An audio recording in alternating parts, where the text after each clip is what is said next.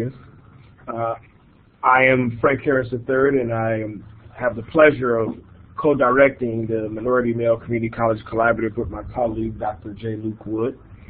And today we are delighted to have you all a part of this information sharing session. Before we get into the content of the session, we think it's important that we acknowledge that our work is supported by 7 post-secondary partner organizations who are equally committed to student success and improving outcomes for men of color in community colleges. These organizations are Achieving the Dream, the Association of Community College Trustees, the African American Male Education Network and Development, Community College League of California, the National Association of Diversity Officers in Higher Education, the League of Innovation for the Community College, and the American College Personnel Association. So we thank them for their continued support. We're also very fortunate to be supported by an advisory board comprised of educators from across the country who are committed to educational equity and student success as well, and they are all listed here. And we thank them for their continued support as well. As you all may know, the National Consortium's discussion board is live, so please use this space to pose questions and to share resources and information about student success and men of color.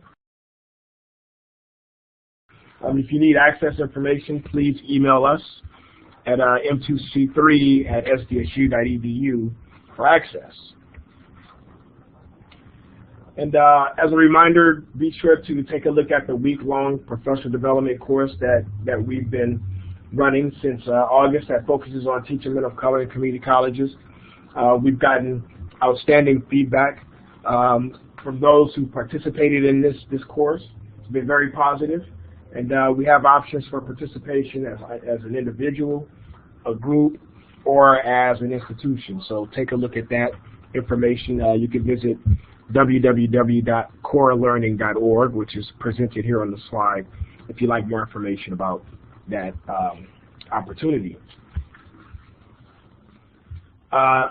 Luke and I will have the pleasure of partnering with the White House Initiative on Educational Excellence for African Americans to do a webinar on supporting African American men in pursuing STEM degrees.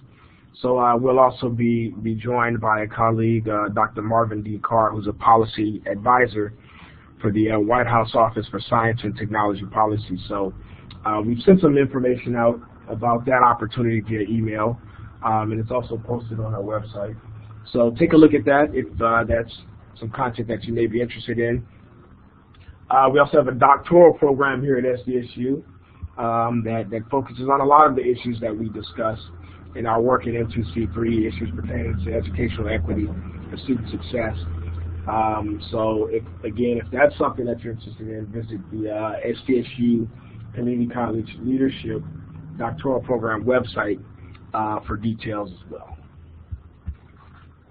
And with that, I'd like to introduce our featured experts who will be leading this information sharing session. We have the distinct pleasure and honor of being joined by President Irvin B. Griffin, who's president of the Halifax Community College in North Carolina.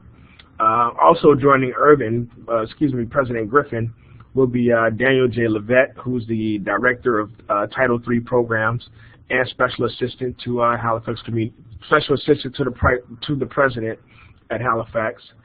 And then Kevin Christian, who I think many of you already know. He'll be joining us later in the webinar. And Kevin's role, he's the Senior Program Associate for Diversity, Inclusion, and Equity at the American Association of Community Colleges. All 3 of our experts have Twitter accounts, and their respective Twitter handles are presented on the slide here, so feel free to engage them via Twitter if you're so inclined.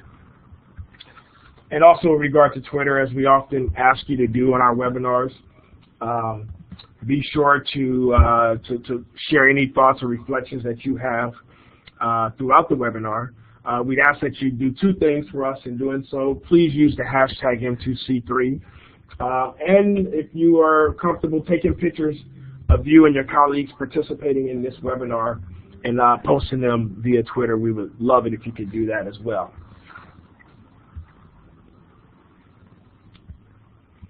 So without further ado, we are going to transition to President Griffin, who's going to talk with us about the ways in which he led his institution to gain buy-in for the men of color efforts that they have going at Halifax. So, President Good afternoon.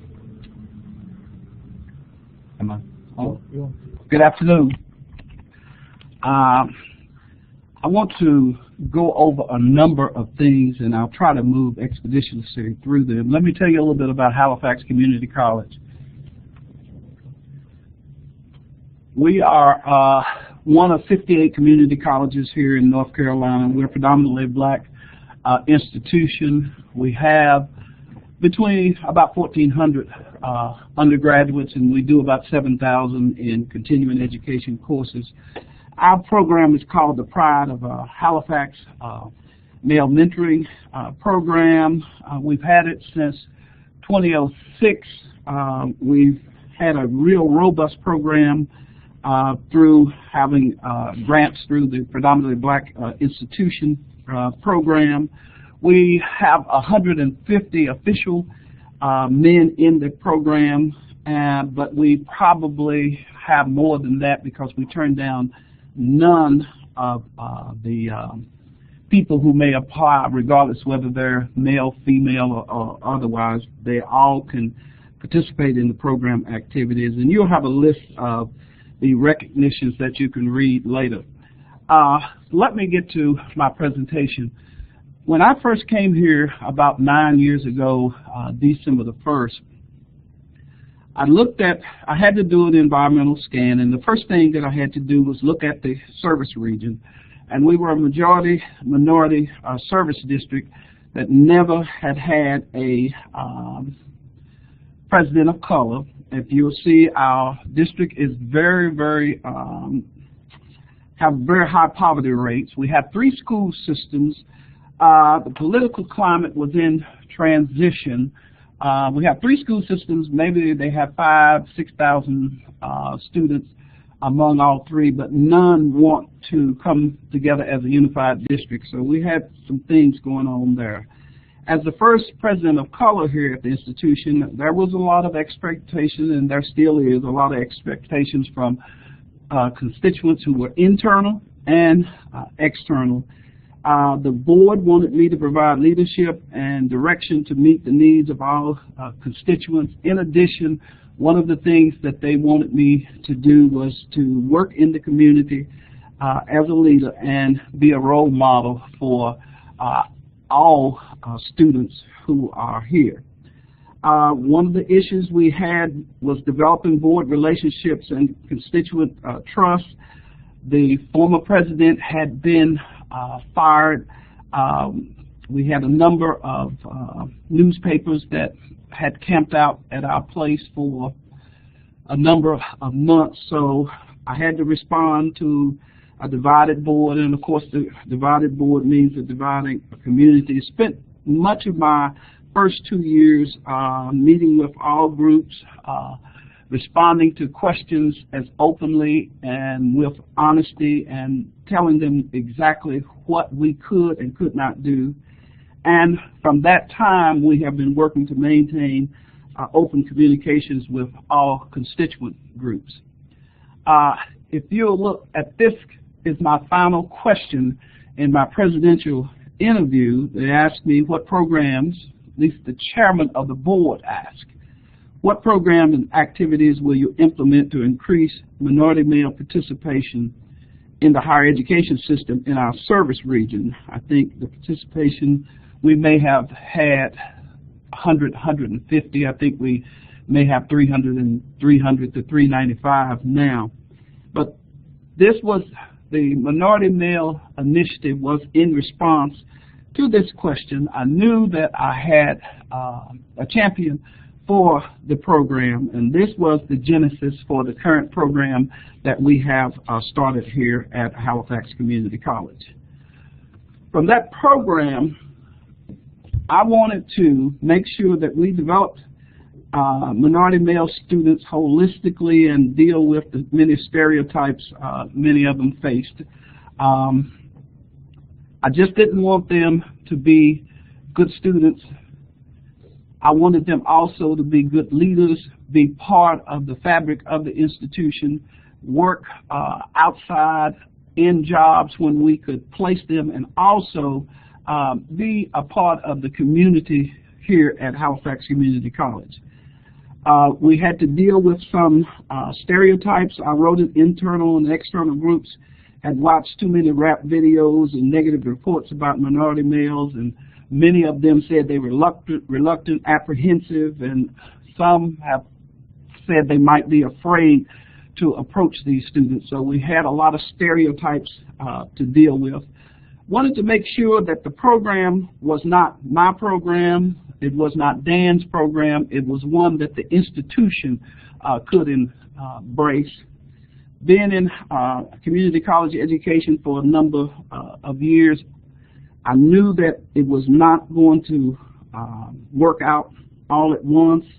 I knew there may be people both internally and externally that may not buy into our program, and we didn't want to establish the program just because funds were available, because I had the belief that money will never take the place of a focused and caring environment for student success. So in addition to having the program, we had to work on the environment so our minority male students would feel welcomed here and could stay here and thrive through graduation. Shortly thereafter, we had an opportunity to deal with this. I was in D.C. at a conference, and the AACC staff was talking about some funding for predominantly black institutions and federal funds being available. We developed a proposal that we thought would meet the needs of minority male students and other students enrolled in our institution. I made sure that the program, as written, was directly connected to our strategic plan and the college's overall goals and objectives, because I did not want it to be out on an island by itself. We developed the program in a manner that will maintain the interests of trustees, students, faculty, and staff, and external constituents. I have to tell you about a story. Once we started with our program and got the grant funding, we had a number of calls from people who wanted to know why we would be going after this money, these funds, these federal funds. And we had to engage a number of people as to why this program was important even after we received the federal funds. So let me go over some quick things that from my perspective that we have learned. I think the programs, regardless of where they are, should have a global perspective, and eventually whatever you learn should be able to be applied to all students on your college campus. I do not think programs do very well if they're, as I said before, on an island by themselves. I think after 6 or 7 years, our program is recognized and accepted by the campus community, both internal and external. All groups know about the PRIDE program and the success that we have had that. Our faculty regularly send students to the PRIDE program for their programs and services, so I think it's pretty much accepted. We know our target population, but we make our services available to everyone, regardless of their race, national origin, or sex. We had some outcome measures from the North Carolina Community College systems, some performance indicators. We tied our evaluations back to those performance indicators. We tried to identify the best practices that work with minority male programs, and often we share those with our campus community. One of the best things I think we've done was include faculty and staff and give them the opportunity to have training opportunities and to develop programs to bring experts on working with marginalized populations. I think the last one we had was from Ruby Payne that came to campus and worked with our faculty and staff, and that went over well. We have in our new grant, because we saw what had happened with many of our males not getting over these gatekeeping courses in math and some of them in English. We have a partnership where we're going to have a summer bridge and mentoring program for students who might benefit from that developmental help in order for them to get back on track during the fall semester. So when they come in on the fall semester, they would be going directly into their classes. We have funding in there for STEM and teacher education programs that we will be able to work with our regional high schools in the area to help them learn more about how to teach minority students. We also, I think assessment is an important part, and we have some data that Dan will share a little bit later, but we want people to know how successful or where the gaps might be in our efforts. We also realize that our students often have to work, and we included workshops and internships where we could place students in professional organizations or in a working environment that would allow them to earn funds that would help them stay in school and keep them connected with the institution rather than having to drive 10 or 15 miles to work at another place, which was probably going to pay them less than we could here. We also have professional tutors. They have to have a BS degree in English and one in the STEM areas, and they work alongside our professors to promote student success, and they know what is required in the courses when students might come to our Center for Academic Services, which is basically our tutoring lab. Throughout the year, we have a number of workshops, we have forums, discussion groups to promote engagement and community building. We also know that our men sometimes have other issues related to,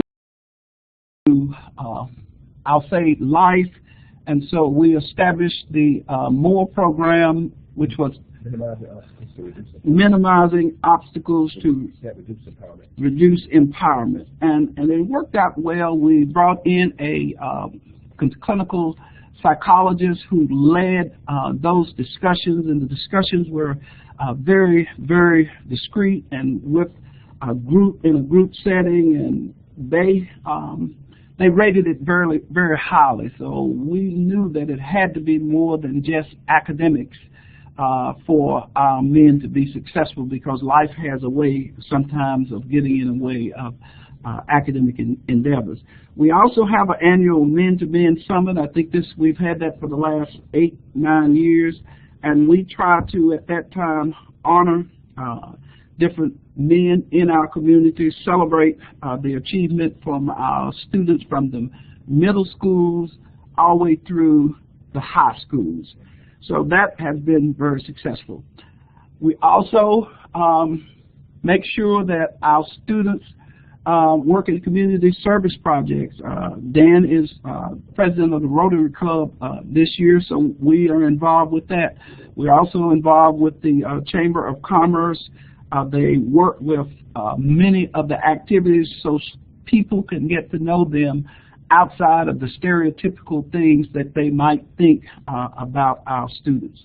We also provide funding for instructors to have field trips to expose our students to future employment opportunities, and I think this is one that's in our new grant proposal that will allow students to know what the real world life beyond the associate degree or the baccalaureate degree will be like. For the campus community, we also had technology enhancements to communicate. We bought monitors, data storage, upgrades, and we have a laptop loan program for our students who may not be able to afford that. I think one of the final things that I will say that we've done, we've combined our work that we have on the affective side with some professional training, workforce development. Each one of our students who enroll in the PRIDE program will be able to have a career readiness certificate, which can go from platinum level down to the silver level, that they can use in addition to the degree or certificate that they may receive. They'll have this CRC certification that will help them move toward the world of work if that is their choice and they're not transferring. And we also have human resource development program with our Workforce and Economic Development Division to help them also get prepared for the real world of work.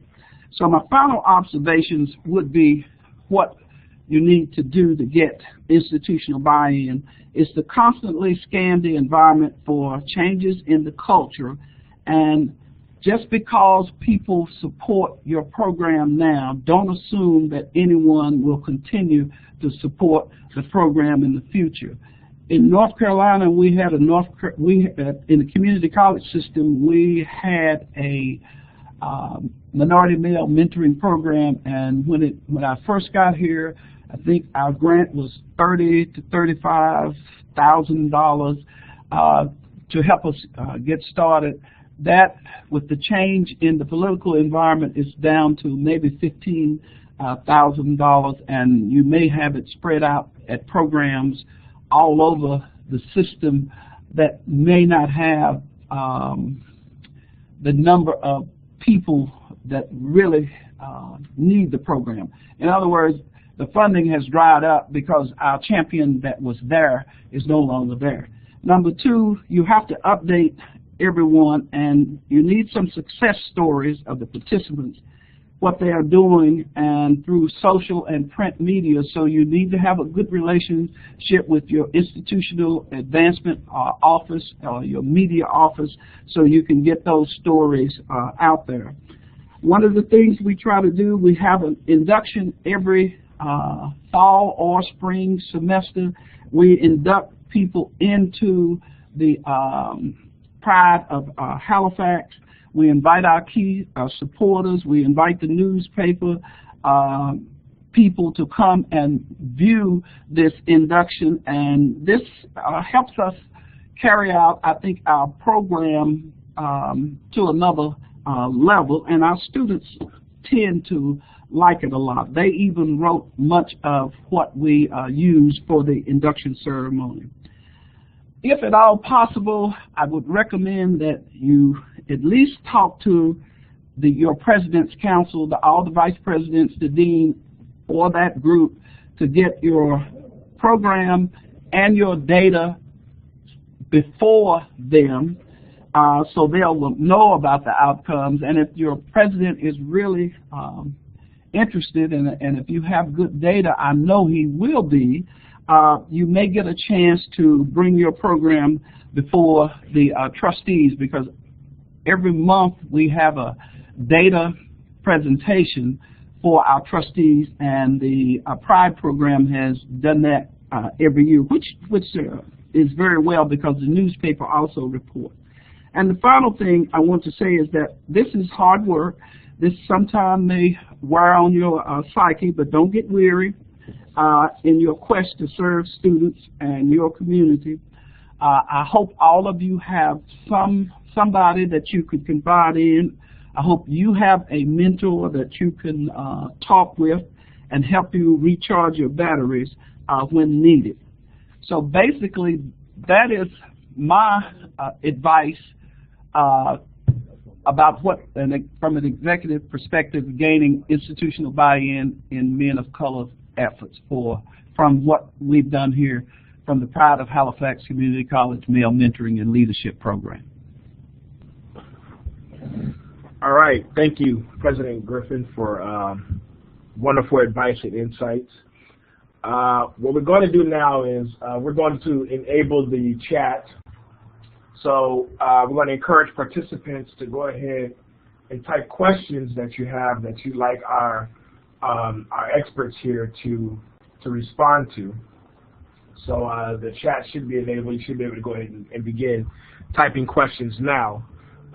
While we're giving our attendees the opportunity to come up with their questions, President Griffin, what I'd like to do is pose the first question, one that we often get in the work that we're doing when we're visiting different campuses and places, is how do you make progress on this work when you have a president or you have a leadership of an institution that's not supportive or don't see the value in doing so? What are some first steps and some strategies that might be helpful in addressing that concern?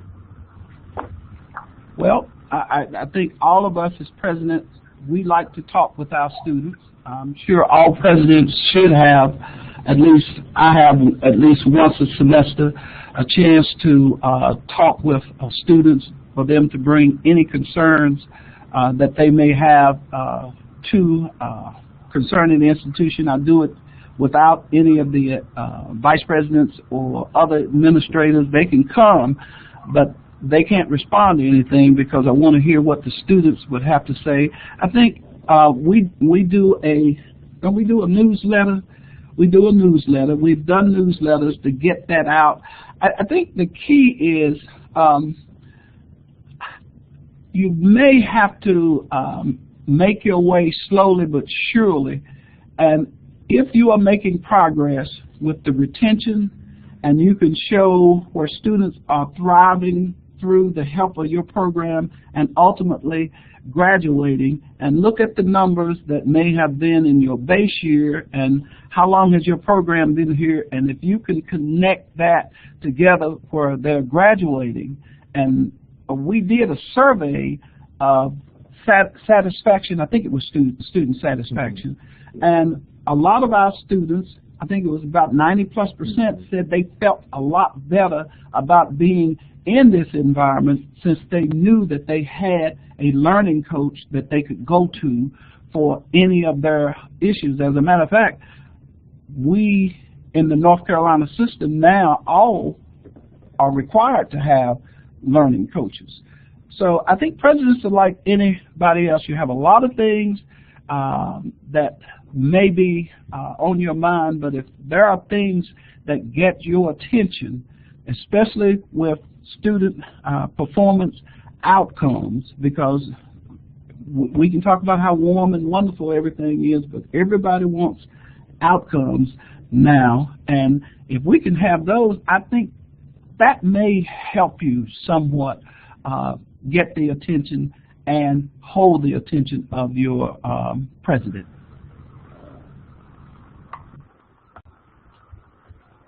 All right, thank you, President Griffin. There were a few questions that were posed. So, first question is, did you also pursue internal funds from your college's resource development to support the efforts? Repeat the question. Yeah, to what extent did you pursue internal funds? So you talked about external funding, being a key source of support to move this effort forward. To what extent did you also pursue funds internally in order to come up with the resources to develop and support the PRIDE program? Well, one of the things that we've done, our director, I made sure some of the funds for his salary and was there. We also used some of our funds to match for when we would be redoing facilities to work with our students. I think we put in a new tutoring lab upstairs. That was the place where our our people could be for English and math tutors, so they would have a place and students could come there at any time.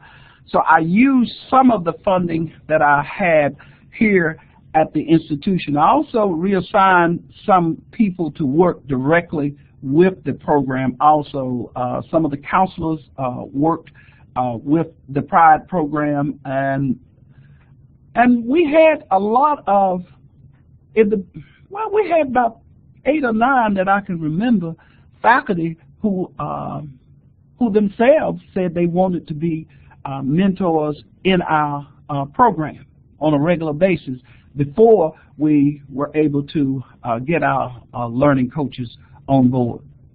So we use some internal funds and some external funds. Our goal with this grant is by the time that the 5 years are up, we will have enough extra funding, FTE if you will, to maintain the program as is, because our enrollment will have grown that much that we would have state funds to come in and take it over regardless.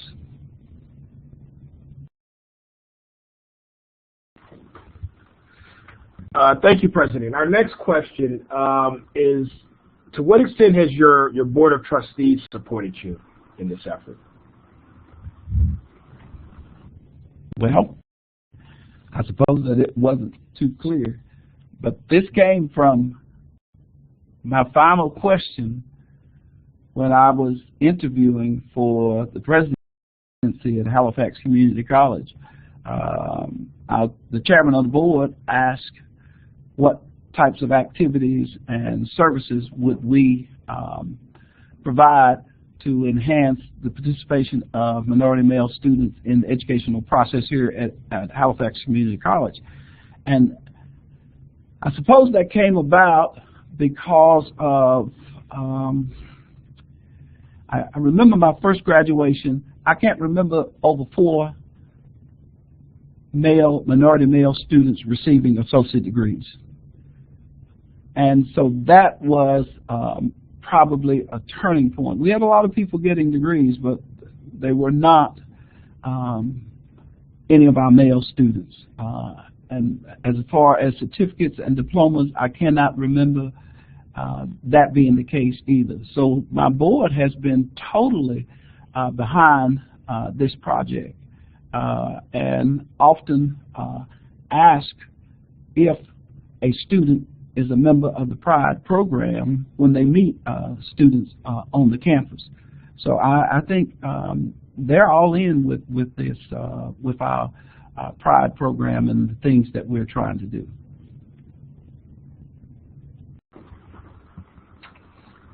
Thank you. So there aren't any other questions that have been posed in the chat, but one that Luke and I often get is, how do we work with faculty, particularly faculty in the STEM areas, like math and science and some of those areas where support for these type of efforts are not always there. Any advice there, President Griffin, about how do you work with faculty who aren't initially on board? Yeah, Kevin, this is Dan Lovett. I'm going to take this question on. During the early implementation of the program, we distributed information, of course, to all campus-wide, but more importantly, we went into our general convocation, which is our new faculty staff orientation programs, and we talked about the programs, we talked about our needs, we talked about performance rates of the males and students, and talked about how we wanted to assist. We also provided them with information that helped them understand that the programs that we were establishing were designed to help them better understand the needs of a population that they might not fully understand. I think there are always these assumptions that you teach students the same and that learning takes place at some level if the student is motivated. But what we had to convince them was that students have different learning modalities, and we spent time on learning styles, having conversations about those. And then at the end of that conversation, or during that conversation, we also offered them an opportunity to get training. So provided them with funds to travel to workshops, conferences, and asked that the The return on that would be to come back and provide the same types of training sessions for other faculty members and staff. I think there was a lot of interest in student success on campus, but not necessarily interest among specific populations, and that was something else that we really wanted to try to improve. We also went to the deans. We scheduled meetings with every dean and chair on campus, our group, to talk with them about their needs. And the conversation wasn't directed by us. We asked them to tell us what their needs were. And once they explained them, then we showed them how we could provide some kind of impacts or fill some of the gaps for them. We also had several events on campus each year because we participated in the early warning alert, the early alert program, which is the early identification of students who are struggling. And that was done several times a year, but primarily after the 3rd week and the 6th week and the midterm week. And numbers were low initially because people didn't want to take on what they thought was an additional burden. So I think the first time we sent information out, we had a 37% return. The next time, perhaps a 44% return, then a 57, and then a 63. So it was something that we had to continue to work with. But we also arranged programs where we then recognized those faculty members who were participating at significant levels, and provide them with some type of incentive or awards so that we let the campus know that we appreciated the work and that the work was having an impact. And we also continued to update them with information on the student performance. So it wasn't just a one-sided conversation. It was, you tell us what your needs are, we'll share the results with you, and we can all have success together.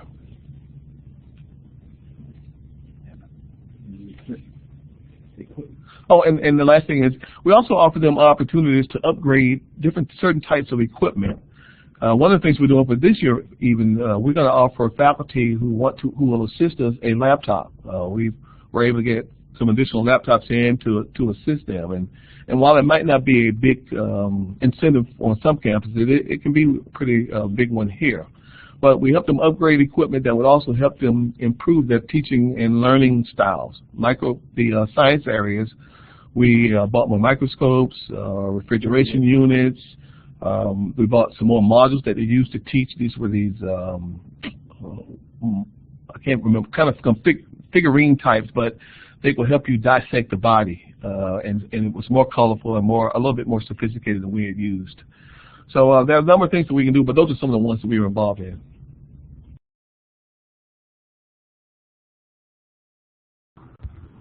Thank you, Daniel. So a couple of things. We're going to pose another question, and we're going to ask our attendees to pose questions as well. The one that we would ask here is, can you talk more specifically about how did you work with your Office of Institutional Research or the folks who were in charge of research on your campus to come up with the type of insights and data that you needed to support and move the effort forward? Yeah, Kevin, one of the first things I tell you, one of the things I was concerned about, I guess, when I initially arrived was I thought our institutional research was more focused on assessment than research, and I think we were able to negotiate that. But one of the things I found challenging initially was trying to get my hands on what I thought was a lot of concrete, concise data. And we were finally able to get to it. It just wasn't, it was buried in some places, and because we had not taken data sets out of the broader data populations and looked at specific population performance and success. So they were able to assist us. Dr. Griffin upgraded our institutional assessment person to Dean of Institutional Effectiveness, Planning, and Research. So it sort of broadened and expanded the role of that office, added additional staff members so that we continue to build our databases of information. We knew that we needed good baseline information, and in some cases we had to wait until the end of the first year to get it, but through the years we worked closely with them to help us compile data, do some research. They assisted us with logic models and assist us with various projects that we're involved in to try to help us pull data or extract data that we can use to share with the populations on campus. Now they are an overworked group because once people understood that their roles were expanded, then a lot more people wanted a lot more data. So, I mean, we weren't able to get it all the time as expeditiously as we wanted, but we were able to get it. We also had some input into sharing data. We'll pull data and share it with them. They assisted us with establishing our assessment documents, and also the college, as a part of our SACs and also our SESI components, we do a student survey every year, a comprehensive student survey. This one has the one we used had about 110 questions or so, but we knew that we needed to gather specific data sets. So we talked with them, and they added additional questions to the survey so that we can gather the data that we needed.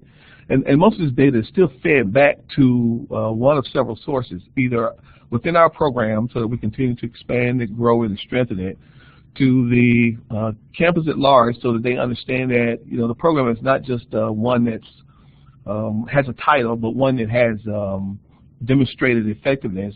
And also, it helps us to continue to pull data sets from the North Carolina Community College, compile data for the North Carolina Community College system.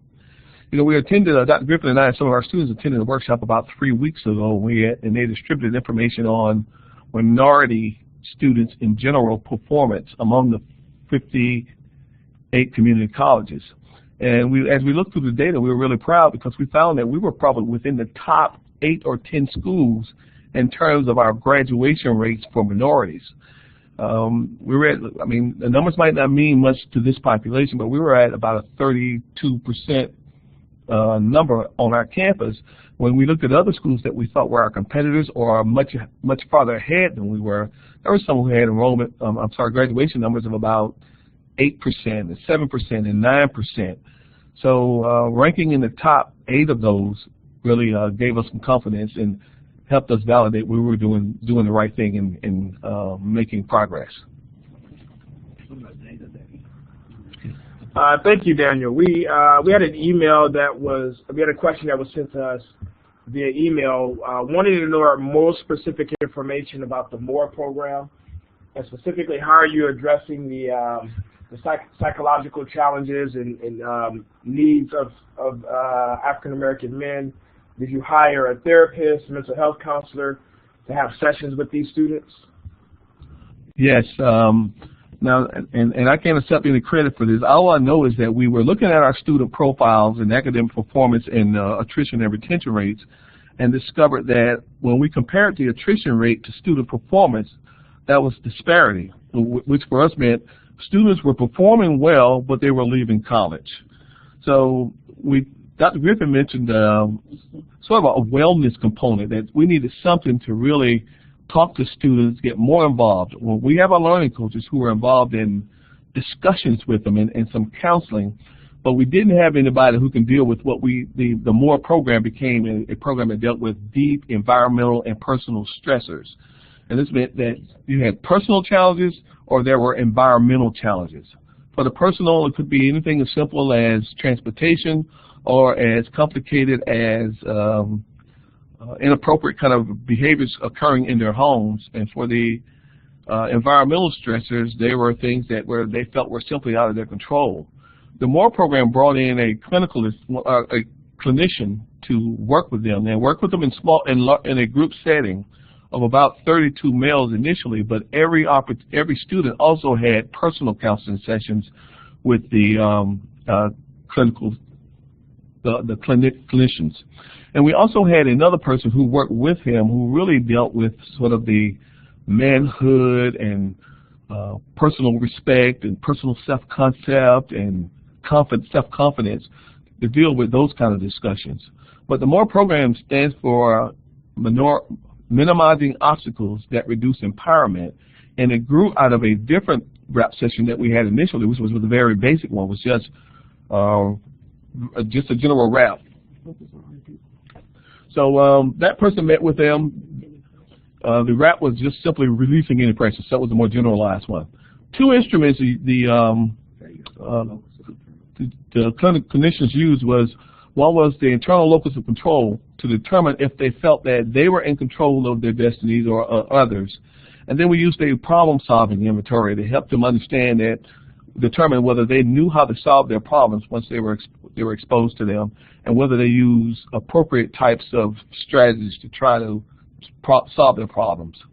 And what we learned was that there was a significant number of individuals who were sort of what we thought were, we thought they were out of touch with reality, sort of because they felt like the environment controlled their success, or luck. Yeah. And what we came to understand was that this was not an oddity in the area. It was probably something that a lot of Americans or individuals experience anyway.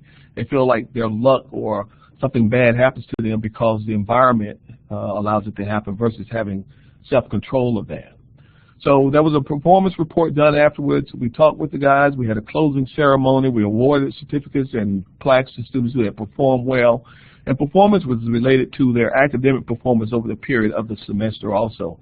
We were looking for not necessarily success, but growth. And that was changing from someone who wasn't attending classes regularly to someone who attended classes every day, or someone who would meet with their instructors after class who initially would not, or someone who now would decide that they should attend tutoring sessions as opposed to not attend tutoring sessions. So it's sort of an empowerment.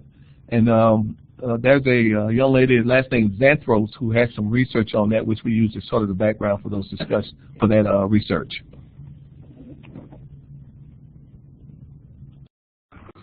Excellent, thank you. I think we have about 7 minutes left, and a few more questions have trickled in. So I'm going to try to, perhaps briefly offer a brief response to each of these. You spoke specifically, I think President Griffin spoke specifically about supporting faculty and making sure that they get the professional development that they need in order to build their capacities to serve African American men on your campuses. Were there specific opportunities that you would recommend or suggest, particularly for new faculty and staff?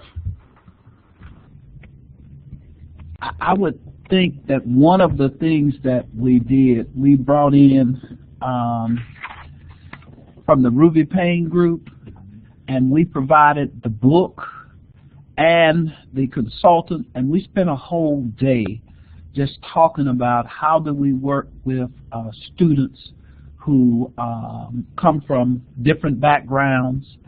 And if you're, I think a number, and this was one of our white faculty members who set this program up, because teaching these students, oftentimes she felt like that maybe we don't understand all of the issues related to being, when you come from a background of poverty, and some of the data showing that once students got behind, they always, even if they were in college, they were still having these same types of issues. We also brought in a young man who was from Chicago. I can't remember his book, Kunjufu, and he had a number of books on African American males. Now I will say that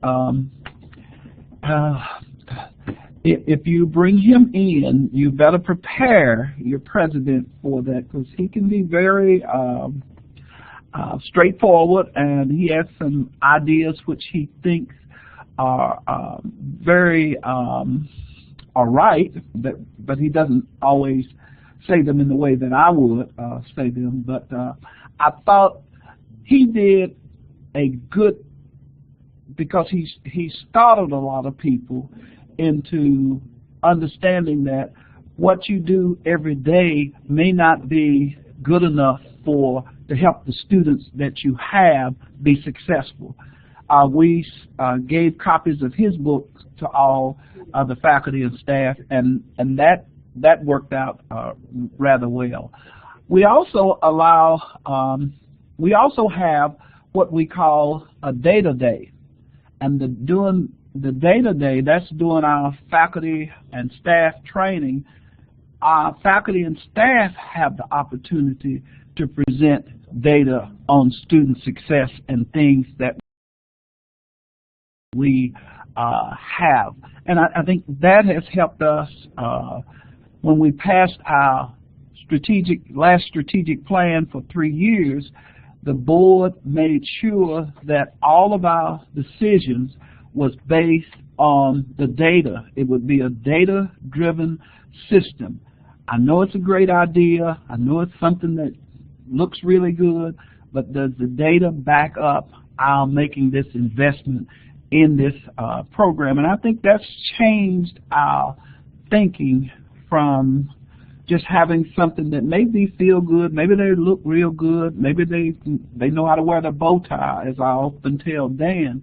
But the fact of the matter, are they making progress toward their college goals, and are they making progress toward graduation to transfer or either go into the workforce? And that is the key to success and future funding. And those are the types of things we talk about. We also have an annual presentation on our performance measures to the entire campus community, because the North Carolina Community College system, not only do we have performance measures are now tied to $14 million in extra funding that we can get. So it does make a difference whether our students move from developmental courses and pass their first level college courses. It does make a difference whether they make 24 hours during the year, because we get funding for all of those measures. The third-party credentials, we get funding if they pass all of their credentials. So all of it has been tied back to outcomes, and a lot of the outcomes are related to the funding that we could get. So I think it's a whole package of things that we have. And we have had people to come in just to inspire our faculty. I think we had, what was her name, Nikki Giovanni? She came in, and we have all those things, but we really are, the core of it is our outcomes. You know, we can have all the flash and dash you want, but you better have some outcomes at the end of the day that would justify having the program. All right, thank you. Next one, could you talk specifically about partnerships with your local four-year institutions? Question we have is, how do we prepare four-year institutions to be the next step in a program like the PRIDE program? Okay, I'll take this one, and I don't know how extensive I'll be able to respond, but there are 58 community colleges in our system. There are 46 minority male mentoring programs among our 58, and there are 16 state universities, and there are 7 programs within the 7 minority male mentoring programs within those 16 universities. So all told, we have about 53 programs that we can either collaborate with or partner with. Now we have the community college system and the UNC system have a what they call a collaborative between the two, and much of that effort, and we're going to have a workshop, a conference this year regarding this, but much of that effort is about passing our students from one male mentoring program at the 2-year level on to the 4-year program levels. Now we've had students that have already graduated from Halifax and transferred and to other 4-year institutions, and what we've tried to do is hand them off to, or encourage them to be immediately involved in not just the academic department, but also into the male mentoring program. Also, for instance, East Carolina sponsors a program every year for new students, but they also have a component for their minority male mentoring groups that come from community colleges to the 4-year colleges.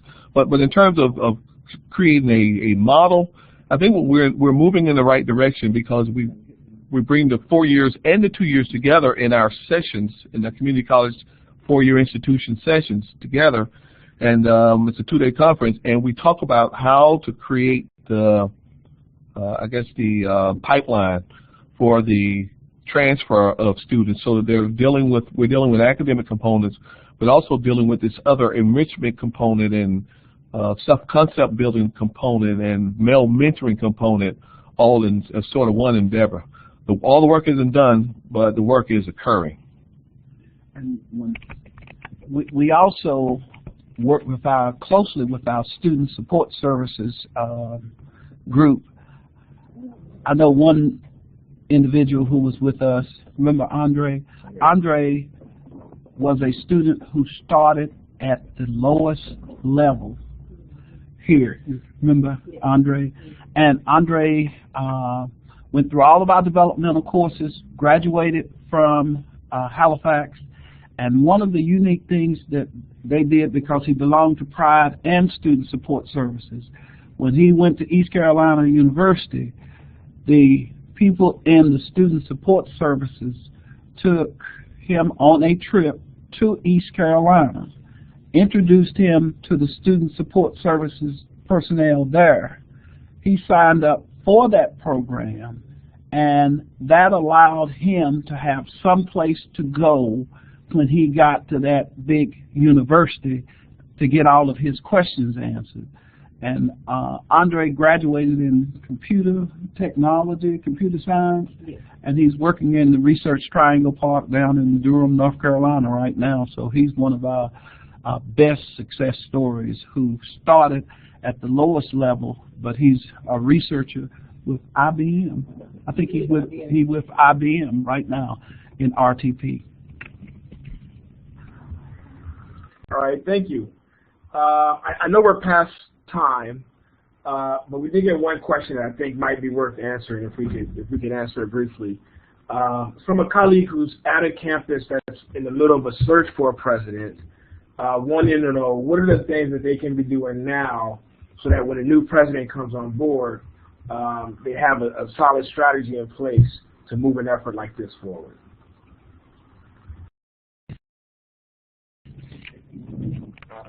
Well, I think what Dr. Griffin would say is look at the data, or hope that there is good data available on the campus. Or if it is not good data, then maybe look at the data that isn't so good and share that data with them, and talk about how the numbers, even though they're among the minority populations, also impact the numbers in the larger populations. So you still want success to be occur in small pockets and subgroups and also the larger groups. Now, one of the things we did was we've been looking at our data. I mean, we track our data since 2006. We've been tracking our data and tracking our student performance and success. And each year, several times a year, we run our information through the National Clearinghouse to try to determine, for the ones that we can no longer track, that we knew we handed them off somewhere, but they sort of disappear because sometimes they transfer and we lose the contact. We run the data searches and find them. Now, we know that we started, for instance, in 2008-9, our goal was to have 150 million in our program, and we were able to do that, and in fact have more, but we could only count the 150 that were quietly involved in the program. And we know that we had some attrition, so we know that at the end of our four consecutive semesters, we know that 73% we were able to retain 73% of our students. One of the things that I heard when I came to the campus was those students, and they were referring to a specific population when they used the word those students come, they get the Pell check, and they leave. So we gathered data at the end of each semester to tell them, here are the real numbers, and those are the supposed numbers, and found out that minority males didn't leave at any higher percentages than any other student population on campus. And at the end of the first semester and first year, those numbers were lower than the majority populations on campus. So we were able to deal with that number. But right now we're tracking our students. We know that we started with 150 participants. We put about 40 of them in four-year institutions, 42. We know that we have 19 that have gone on to earn their BS degree. We know that we have about 120 that have earned credentials. And we know that we still have a population that's still in the community, still in the four-year institutions that are still working, focused on graduating. And we try to maintain contact. There's 100% no, but there's a large percentage is yes. Because again, we can make calls to the schools and talk to people and find out how our guys are doing. And they wonder how we know. It's because we follow up and follow through. The good thing about the Learning Coach is they're kind of that cradle to birth to cradle to completion program. If they lose a student, they're supposed to keep up with them. Wherever they go, they're supposed to keep up with them. If they leave school, they're supposed to reclaim them or try to get them back in school until, such time we just find that we can't. But we know that our data is strong. We know that we've done a pretty good job with our students. Our program is back in full-fledged now starting this semester, and we feel like we're going to have some really, really strong data sets moving forward. Thank you so much, Daniel, for responding to that last question. I know we're past time, but we thought that was an important one to address. And with that, we're going to conclude the information sharing. We want to thank our panelists, our experts, President Griffin, Daniel Levette, and Kevin, who was supposed to join us, was unfortunately had a conflict and wasn't able to make it onto the webinar. But he played a really key role in pulling us together, so we want to thank him for his leadership as well. And of course, we want to thank all of our attendees for joining us, as many of you often do, and we appreciate having you on board and knowing that the work that we do is having some impact and resonating on your campuses. This is our last webinar for the semester. Be sure to check our website with the schedule for next semester's webinars. I know we have at least one coming up in the month of January, towards the end of January. And with that, we want to wish everyone much success in concluding the semester, and happy holidays. And again, much appreciation and thanks for being partners with us in this work to support and serve men of color. Thank you so much.